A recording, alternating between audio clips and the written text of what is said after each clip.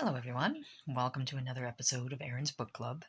I'm exhausted. I've had a long week, but I just finished a book and I wanted to go through it with you. This is going to be my first 5-star book of the year. I'm going to say that from the get go. And this is also going to be full of spoilers. So if you haven't read it, please read it and come back. So the book that I have to read or to review today is Oryx and Crake by Margaret Atwood. Now, this is the second Atwood book that I've read. The first one was The Handmaid's Tale, and The Handmaid's Tale was good. I enjoyed it, but it was nothing on this. Atwood here ingeniously combines a worldwide man-made epidemic that was created to destroy basically the human race after its creator created a new race. And the subjects that she deals with along the way, the cruelty of man, the injustice of man, the hunger for power, the hunger for violence, the question of, is all of that just the way we are, or is all of that the way we are nurtured to be?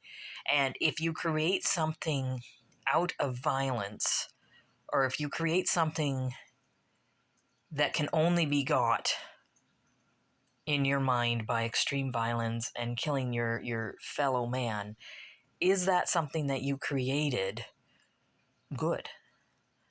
Like, and the way she writes these two perspectives together, and you open the book not knowing who this Crake fellow is at the end, but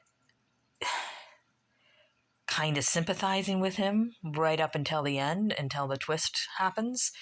And the Oryx, I think that's how you say it. I'm not very good with saying words out loud, but this Oryx character, is she just another victim, or is she a manipulator that found her match in Crake? And is Snowman really the disregarded, unintelligent fellow in this threesome, or is his unintelligence really a different intelligence which makes him less of a threat in the eyes of others, which would make him the truth for that threat in the end? Because this fellow who is labeled as less intelligent and not as superior as these other folks were left in control of a brand new species with instructions excuse me, on how to raise this species. But at the same time, the species isn't going to be raised unbiasedly, because the creator, quote unquote, of this species, who nitpicked different parts to make this group of people better, it came from a place of evil. It was so well done, because the cruelties that were shown were believable, and I know has happened, and there wasn't any really kindness other than this new people that were created, but these people that were created are fake. So yeah, no, this book's going to keep with me for a long time, and I think it's going to go in my classics shelf, which is right there. So on top of the dresser, those are all my classics.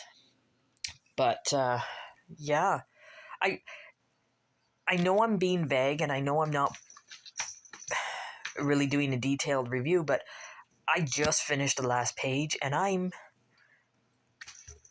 a little confused about how I feel about it. It's going to be one of those books that I think are going to sit with me, and it's one that I haven't read a sit with me book in a long time, and it feels so good to just think about it.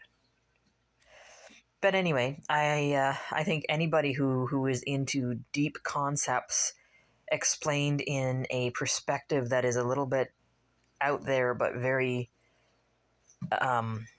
thorough and thought through, this is such a good book. This is such a good book. But yeah, I guess I'll let you know when I have another book read. Thanks, guys.